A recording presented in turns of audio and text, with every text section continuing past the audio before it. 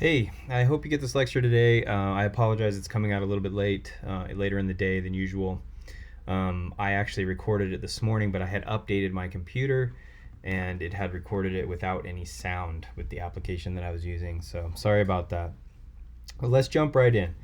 So the sixth extinction is something that we need to ask ourselves if it's happening today. And I'll introduce a little bit more about what we mean by that. But essentially, we have species that are going extinct around the world, and there are ways that we can work to try and mitigate that, to stop species extinction. And one of those was actually pretty famous, done in 1973. It was the Endangered Species Act. And this was enacted to protect and encourage population growth in threatened and endangered species. And what this helps us do is this helps us conserve the world's biodiversity. Now, biodiversity can be a little bit of a hard thing to understand, but essentially what we're talking about is the entire diversity of living organisms in any given area. So we can talk about the biodiversity of the world, and that's any living organism in the world. We can also talk about the biodiversity of Utah, the biodiversity of Utah County, the biodiversity of BYU campus, or the biodiversity of the Botany Pond area on BYU campus. So we can kind of just focus it in on whatever we want to talk about in terms of biodiversity.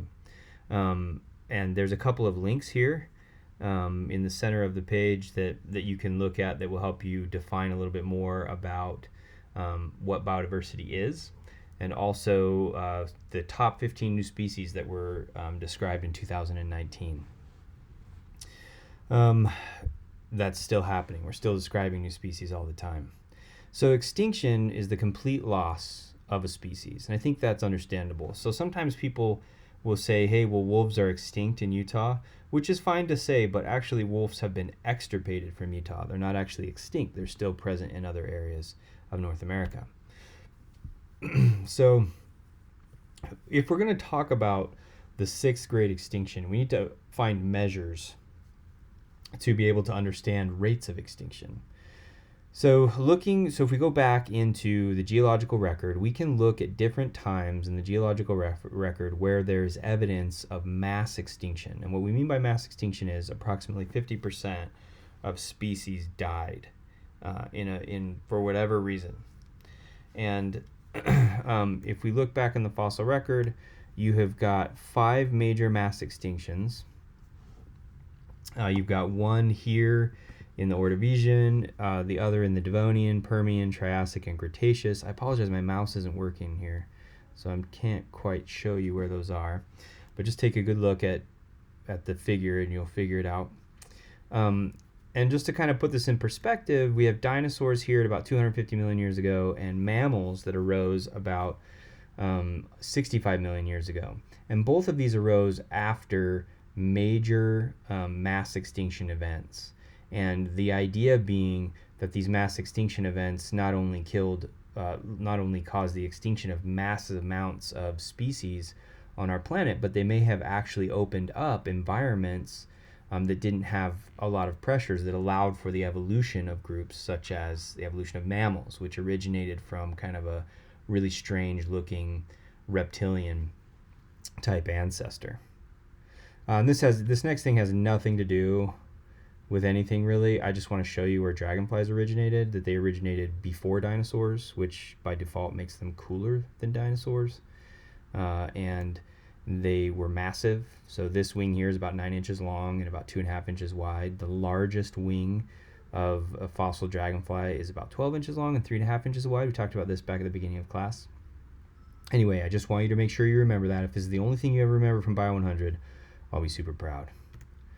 Okay, so the last thing we want to ask ourselves here is this last arrow that pops up with the question mark. Is there a sixth mass extinction going on right now, and do humans play a role in it? So we're asking this question, is it occurring?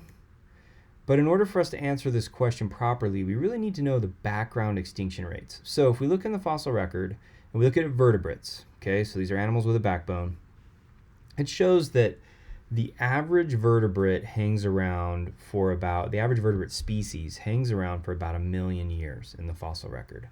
Some up to 10 million, but the majority about 1 million years. So if we have one vertebrate species extinction per million years, okay, this is pretty low extinction rate. But the current rate of extinction is much higher than that. So mammals alone, just mammals, have lost 89 species in the last 400 years. There are currently 169 that are critically endangered, which means they're very close to being extinct. And this doesn't include any threatened species. And so when you look at these 89 species lost over 400 years, that rate is about 10,000 times faster than what we know from the fossil record has historically been an extinction rate. And you can see here, if you look down at this graph on the left, you can see that the extinctions are currently climbing at astronomical rates compared to where they were back in the 1800s. And then if you're looking at over here on the right, these are extinction rates of birds and mammals. You can actually see that the extinction rates have accelerated quite high since about the mid-1850s for both birds and mammals, whereas they were relatively stable before that. And good news for mammals is if you look at 1950 to 2000, the rate of mammal extinction has dropped dramatically, which is good. So what causes extinction? What kind of role could humans be playing in this sixth extinction? Well, there are 4 severe threats to species loss. There is loss and degradation of habitat, there is exploitation, overexploitation of habitat, introduction of non-native species, and pollution. And so here's some pictures down here. If you look at this picture in the middle on the left, where there's a canoe approaching a dock, I have actually been to places just like that, and it is absolutely heartbreaking to be in the middle of a beautiful area of the world and have all this trash on the shores. I've seen things like that all around the world. I don't want to dwell on it too much, but these are just images that will help you understand overexploitation a little bit. So if you're looking down here at pollution, overexploitation, non-native species, etc. So the bottom picture towards the middle, there's a fence in the middle. On the one side you have land that is fairly sparse in plant cover, and on the other side you have quite a few plants that are about knee to mid shin height. And those are, the difference here is this is one part of the land that has been grazed heavily and the other part of the land that has not. And so this is a clear example of overexploitation and what happens to land that is overexploited. Then if you bump up, there's what looks like an alligator stuffed inside of a tube. That is actually a python that has consumed an alligator. And this is an invasive species down in the Florida Everglades that tried to consume an alligator. The thought is the alligator was unconscious when it was swallowed, woke up, and then kicked its way out of the side of the python.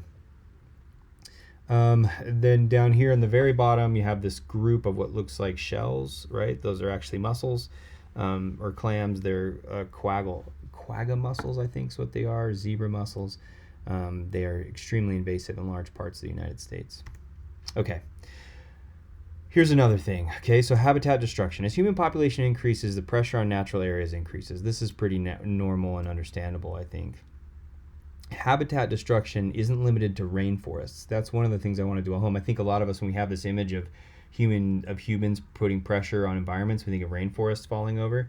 But humans also have drastic effects on fresh water, grasslands. So a lot of the grasslands in the United States were converted to farmland in the mid 1940s and 50s. The book Grapes of Wrath was written about this, as a matter of fact.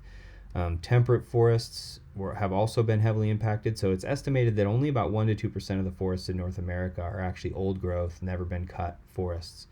That's pretty interesting to think about. That's a lot of forest that has been cut and used. So if worldwide current habitat destruction continues, about 25% of world species could be extinct by 2050.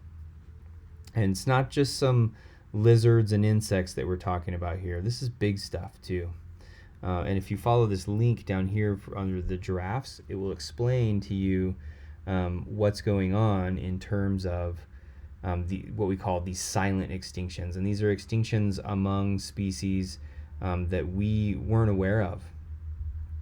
And these are So something like a giraffe, right? So giraffe populations have plummeted since the 1970s, but no one was aware of this because no one was focused heavily on the giraffe. Everyone was focused on elephants and rhinos and these other organisms that we saw literally disappearing in front of our eyes, whereas animals that were disappearing a little more slowly um, were also crashing. So it's estimated that about 10% of this extinction is due to climate change, and it's perhaps even higher now after having massive fires in super diverse areas of the world like Australia and the Amazon. Okay, so habitat fragmentation usually looks something like this, where humans will come in and they will cut areas in squares or chunks or whatever it may be so that they can farm it. And it's beautiful. If you look at this bottom picture here, it's a really beautiful image. And there's nothing wrong with humans using land. Like, let's be clear. We all need to eat. We all need to live. But perhaps the approach could be done a little differently. And it's the way that we fragment forests for farmland or whatever it may be is actually really hard on large animals such as predators. Predators require huge swaths of land to hunt, support themselves and their ecology. And when we fragment forests like this, we make it very difficult on those large animals to hunt and find prey. Okay, so overexploitation. This is really just when humans use a natural resource that it exceeds its ability to reproduce. And there's some fantastic examples of this, sad examples of this, I should say, from our own history. Here, if you look at these pictures on the bottom, on the left and the right, those are people standing on top of mountains of bison skulls. So there were estimated to be at least 30 million buffalo in North America that were largely shot out and destroyed for hides and fur and other political reasons into into the 1850s. And as a matter of fact, the bison we see today come from a very small population of remnant bison that were not hunted out that have subsequently repopulated portions of the U.S. But there are other issues here. So when a species is highly prized by humans, there can be a lot of illegal hunting. So rhinos, elephants, big cats have all been poached for things that humans prize. There can also occur in species that compete with humans. So think of wolves and ranchers, right? They compete with humans. They have been, the wolves have been extirpated from large swaths of North America, period, as a result. Also, an interesting thing to think about, not necessarily direct competition, but humans love to hunt generally, and when we hunt, we like to shoot the biggest and the best, and that includes the antlers. And one of the things they're finding is that the genetics that support really large antlers in things like elk and deer, those genetics have essentially been shot out of populations, so that populations are no longer capable of producing large antlered animals because the hunting pressures have been so heavy for so long. So that's really interesting to think about. Okay, introduced species. This is another hard one. So this is non-native species that get introduced to a new area almost always by humans.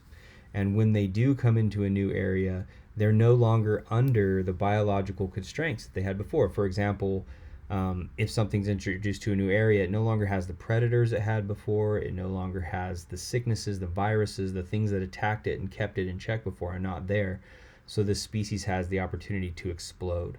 And this can be done. Some species are introduced on purpose and some accidentally. There's a lot of the basis of this is there's so much destruction because these species are no longer with species that they evolved with. This causes about $135 billion in destruction annually. And there's a good example in Guam. The brown tree snake has actually caused extinction of many local bird species. It was accidentally introduced. It came over on the flight gear of some airplanes that came in and out, and subsequently propagated on the island and took target on the native bird species. Also, in domestic cats in Wisconsin, they kill about 39 million birds per year. And if you figure that Wisconsin is kind of an average sized state and times that by 50, or even if you times it by 50 and divide by half just to be very conservative, that's a massive number of songbirds that are killed each year. And there are other examples of kudzu and squirrels. The last one here that I'll mention is really interesting to students. The squirrel is an example of American gray squirrels that have been introduced into Britain, and they're out competing the red squirrels there in Britain. My students usually get a kick out of that. So pollution. So this is just the release of poisons, toxins, excess nutrients, other waste products. And this can include things like excess fertilizer. And this excess fertilizer can actually cause so much fertilization in areas that this excess fertilizer can come off, and it can actually run into the water and cause so much growth in the water that the water will actually lose oxygen. And it's a process called eutrophication. So there's a link here. I can't get to it with my mouse, or I would, but I would highly recommend that you watch that link and you understand what eutrophication is before you take the exam. There are other types of pollutants like CO2. We've talked about this one, that's an atmospheric pollutant, but it also can degrade other ecosystems like in the ocean. So CO2 in the ocean actually causes acidification, and that acidification can remove the calcium and things from animal shells, things like snails, clams, etc. And that removal makes that they don't live, and food webs could potentially collapse because of it. Another one is cows. Cows have been likened to the new SUV. Humans love to eat beef, and it's becoming more and more popular all around the world. And so cows require lots of grazing to be done. They also produce a ton of methane gas. If you watch this link here, it talks about what cows produce in terms of pollution and ways that we could mitigate it. We can still eat beef. We just have to be a little smarter about it. Okay, so this last question that I'll ask is, are LDS allowed to be conservationists? So a lot of times I think there's this pioneer hunter-settler part that comes out in our LDS culture where we see the world as ours to use. And some LDS are very uncomfortable with this idea of actually conserving or being conservationists of the area around us. And here's the answer. Okay, the church has an entire website devoted to environmental stewardship and conservation. There's actually a fantastic quote that Russell M. Nelson made before he was prophet, where he said, "We should care for the earth and preserve it for future generations." So we clearly have this obligation to preserve the earth, care for it, and push it on to future generations so that they can appreciate it like we have. Here's a cool YouTube link that I'll invite you to go ahead and follow. And it just underlines more about LDS and being conservationists. And talking about the consequences of extinction. When we have extinction, we're going to lose things like predation, mutualism, and competition. They all become derailed as food webs break down and species interactions break down all around the world. So species interact in really complex ways, and it's not just a simple food chain. So on the right here, you've got this example of a food chain where you can I want you to just take a quick look at all this, and you can see the base of the food web here down in the krill and the phytoplankton and the herbivores and the zooplankton, and those, how they're consumed all the way up through the food chain up into whales and other top predators. Whereas even here on the left, you have this really cool interaction where there's a shrimp that can come in, and the eel will open its mouth. The shrimp will be able to clean the eel's teeth, pull out any remnant food that might be stuck in there. The eel gets good oral hygiene. The shrimp gets a meal. So again, if you haven't already, hit the pause button, take a look at this food web, and make sure that you can kind of march your way around this web and figure out who the top predators are, who the base is, and who's kind of a mid-consumer. All right, 3 types of interactions that we'll cover. So we have mutualism. These are positive interactions for both sides. So both species benefit. Pollinators is an example of this. Gut inhabitant mutualism is also an example. Then we have exploitation, which is a negative interaction on one side and a positive on the other. This is generally where one species benefits, the other is harmed. So you can think of herbivores, predators, parasites. And then competition, this is where both are harmed in the relationship. So here's some mutualistic examples. So bees kind of feed the world, right? That 80% of agriculture in the U.S. is pollinated not by bees per se, but by wild bees. So these are bees that are not this particular species. There are other species that are pollinators. They're giving 80% of the agriculture. So that's equivalent to about $8 billion in natural services that humans don't need to do anything to get. $8 billion free. And also what's really cool about this relationship is bees come in, they pollinate the plant, and then they get food. So it's definitely mutualistic. Now, what's concerning is that the Apis mellifera, which is the bee species that's used around the world to pollinate some of our crops, have had massive collapses. About 25% of bee colonies collapsed in 2006 and 7, and that's kind of continued on. And so there's a lot of study going on right now to try and figure out what could be happening with these bee colonies and why they are collapsing. And it turns out it's probably a combination of climate change, pesticide use, and a few other things, including parasites in the hive. All right, so another example of predation. How does predation help? And why do we want to keep predation around? Well, so first, songbirds control insect populations. So most insects are going to be eaten by songbirds, and those insects that are eaten by songbirds consume a lot of plants and other insects. So some insects spread disease. So if you don't have these songbirds that are feeding on them, disease can be spread more easily. Secondly, songbirds, they help sustain a forest by seed dispersal. A lot of songbirds will feed on the seeds of trees and plants, and they will spread those out in the forest and keep the forest healthy as they digest. So as the number of songbirds decline, there's more damage to forests, which will then increase pests and seed dispersal reduction. So think about this in terms of the songbirds in Wisconsin. 39 million a year are consumed by domestic cats. If that number continues year after year after year, you can imagine that the forests would have a hard time reproducing, lacking that number of birds over a long period of time. Okay, competition. So competition is actually something you want in nature, and it's something that you see that is actually beneficial. So here's an example. Salmonella is something none of us wants, right? It's at the root of food poisoning. So there are about 2 to 4 million people every year that get salmonella poisoning, and this is passed from the mother hen to the egg.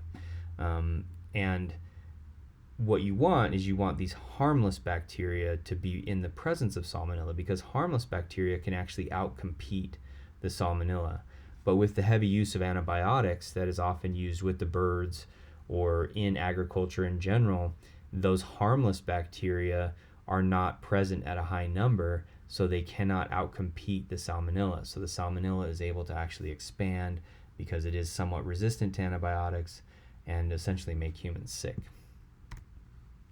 All right, so what is a ketone species? So another question might be, how do wolves feed beavers?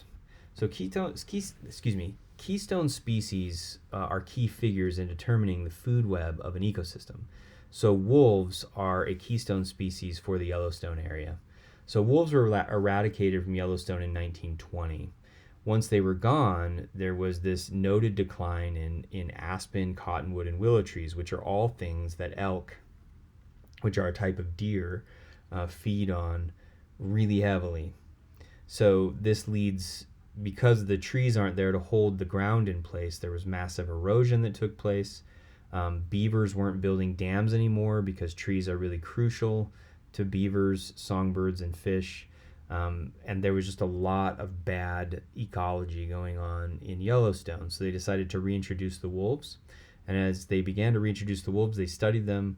And it turns out that with the reintroduction of wolves, you had trees, beavers, songbirds, fish, lots of small rodents that also rebounded in Yellowstone. And again, I can't get to that link or we would watch it, but please make sure you do watch that link. It'll be pretty important for you. Here's another link showing sea otters as a keystone species as well. Okay, so if we want to protect our habitats around us and save species, there's ways that we can actually focus our efforts. So less than 2% of the Earth's surface contains about 50% of the Earth's mammals, birds, reptiles, and plant species. And these are called biodiversity hotspots. So you can kind of take a look at those and where they are.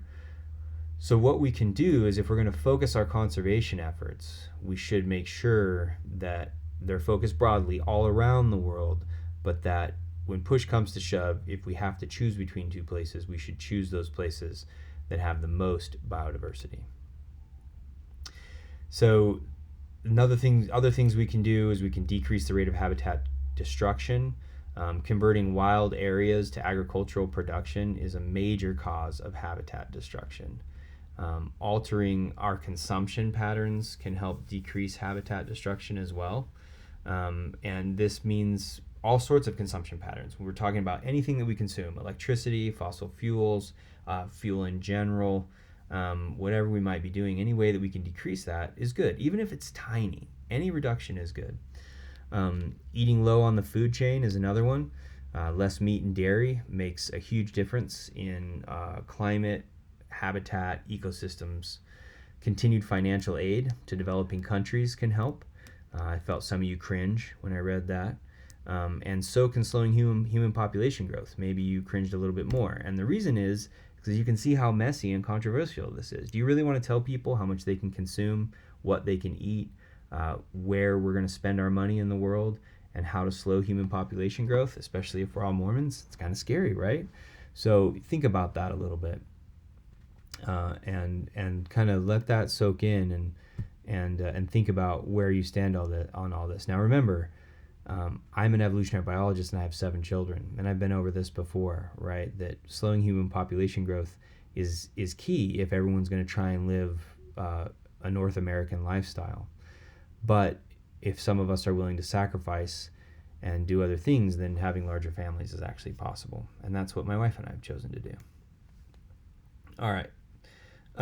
Helping to protect from natural disasters.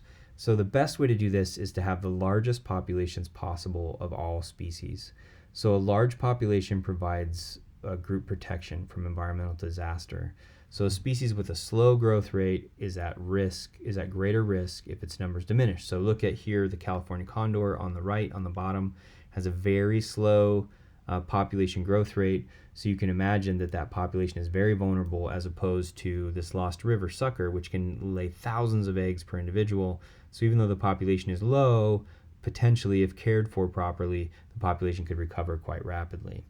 And the longer a population remains small, the greater its risk, and this is due to loss of genetics. And when you lose genetic variability, there's really 2 major problems that happen here. There's low genetic variability that comes about. So what you're saying is you're losing heterozygosity, and more likely harmful mutant alleles that are homozygous, either homozygous dominant or recessive. It's more likely that those alleles will come up in the population as you get rid of heterozygosity. There's also a rapid loss of genetic variability also leads to low fitness, which can then lead to extinction. And we talked about the cheetah before. This is a perfect example. The cheetah has extremely low genetics across all of its range, which has led to low fitness and extinction. And we'll talk about that a tiny bit more here. So in a small population, individuals are more likely to be related to their mates. And if you're more likely to be related, it means there's less genetic variability, okay? There's less genetic variability between 2 cousins than there are between individuals that are more distantly related than cousins. So if mates are in a small population and they become more closely related, this is going to result in what we call inbreeding depression, which is a decline in heterozygotes, as we've talked about. So we talked about the cheetahs. They have this low genetic variability. As a result of the low genetic variability, they actually have poor quality sperm. The sperm do not swim very well in the female reproductive tract.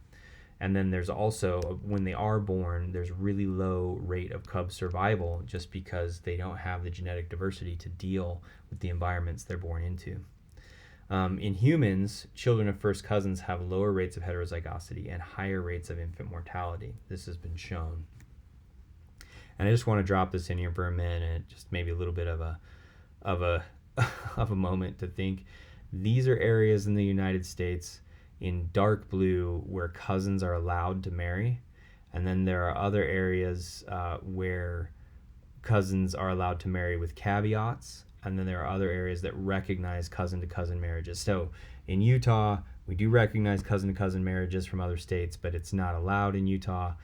California, Colorado, I don't know what you guys have going on there, but everyone in the world thinks you could maybe figure that out, and maybe not have so many people marrying each other as cousins. Now, the caveats that we generally see in some of these states is that cousins are allowed to marry after the age of 50, which is generally beyond the age of reproduction in humans. Okay, back to saving species, talking about our conservation genetics. So in a small population, we've already talked about this, individuals are more likely to be related. This results in inbreeding depression. And then in humans, you have these high rates of infant mortality. So in small populations, you're going to also lose genetic variability really quickly due to genetic drift. And here's what we're looking at, right? So if you come up here to the top left-hand portion of this graph below where it says 100, so that's where there's this 100% zygosity, which really means that every allele is heterozygous in a species. And then if you have one of only 20 species, which is n equals 20, which is at the very bottom on the right, you see that that population loses heterozygosity and its original genetics very quickly. So after 100 generations, it's only retained 5% of its genetic diversity, whereas a population that has 500 individuals has retained about 90% of its genetic diversity, which is pretty fantastic. Okay, so here are the consequences of low genetic variability in a population. So a population really just becomes stuck in this cycle that can lead to extinction. And I have this picture here, which is a rather unfortunate picture of humans that are the result of inbreeding. All my students are always very curious about this, so I provide this image not necessarily to chuckle or laugh, well, definitely not to chuckle or laugh at these people, but just to realize that human inbreeding has been a problem and is a problem. And you're always curious about it. So there's an image for you to appreciate. So when we're looking at this conservation genetics, we have small populations, okay, and they are leading to inbreeding and genetic drift, and then that will circle around to the loss of genetic variability, which is then compounded by the reduction in fitness and population adaptability, which comes around to this high mortality and low reproduction. And then that will again drive the population even smaller, and then that circles back around and you have all these problems again. It's cyclical until the population goes extinct generally. So here's an example of this. So when we talk about conservation genetics, we're talking about preserving the overall genetics of any species, any plant, animal, anything, and even things that humans consume. So the Irish potato is a really good example of what could happen when you have low genetic diversity in a crop. So in the 1840s, the Irish potato crop had extremely low diversity. There was a fungus that hit the fields. It was called the potato blight, and the potatoes literally rotted in the fields in Ireland. And Irish people were literally starving. And this was a huge political uprising in the UK, where Ireland needed resources, but England was unwilling to provide them.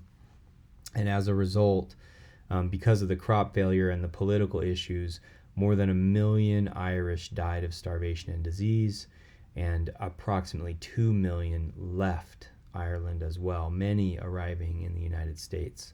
So a lot of us can trace our ancestry back to Ireland, the UK, and it was the potato famine that caused a lot of this, a lot of what we see in terms of our ancestors arriving in the U.S. And it's very interesting to think about that.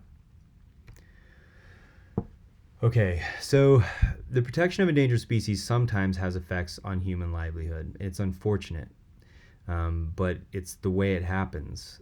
So farmers have actually been unable to use water for irrigation in areas of the Midwest and California because fish populations where they were drawing water were at risk, or they were threatened, or even going extinct.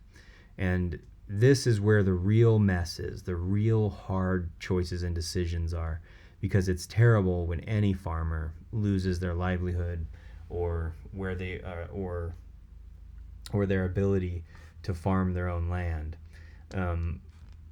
But I think if we take a step back and take a broader view of this and realize that those fish populations may be helping us understand when we're putting massive strain on ecosystems, then we might be able to better understand that, detect it earlier, and set the things like technologies, usage, and just being more careful with the resource so that these fish populations don't crash, so that farmers can have their water, and that we as a broader society can have solid water resources for us to consume as well.